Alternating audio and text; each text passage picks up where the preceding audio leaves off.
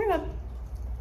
All right. So, mouth shot. With Raigor's personality, I'm really leaning towards setting up pretty firm boundaries and rules and structure and thing like that, all while being fair and motivating him in a way that helps benefit the situation. I've worked with a couple of Rotties before, and they are easily offended, and that's where I see like the mouthiness and the chewiness happen when he feels like he's being treated unjust. So while setting up boundaries, I do want to help him find his advantage through reinforcement. So I introduced the prong collar to him to give him just enough of a pressure source that he's wanting to remove in the moment, and decrease that frustration element where the pressure is not consequential enough for him to want to remove. It just creates a lot of frustration. So whenever he gets frustrated, that is where he starts kind of like grabbing at clothes and at the leash and things like that, or like just throwing himself to the ground in full on tantrum. So I don't know if you've experienced any of that. It might be that you haven't really, if you haven't, it might mean that you haven't asked as much of him as I have. He's doing really well with training, and we're doing super great with engagement and things like that when I'm rewarding it.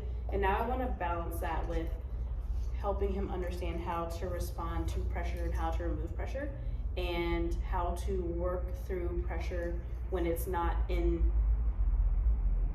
his, that's not how I would, when it's not what he wants to be doing. So like if he's pulling or wants to go push through to get out of his crate or things like that, I want him to understand how to respond to pressure so that he's not getting mad and frustrated at me. So when I apply pressure, that's going to be spatial pressure, which is me using my space to create space between us, or leash pressure, which is going to be tension in the leash.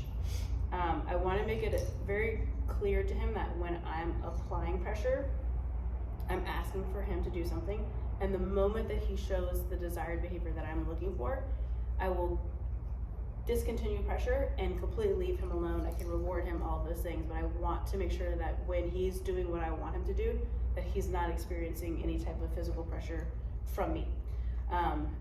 When we have that language down, I think that the frustration is really going to decrease, and he's not going to be so mouthy and rude or pushy. Oh my gosh, are you so tired? I just brought him in from the play yard and we've been training, so he is like ready for a nap.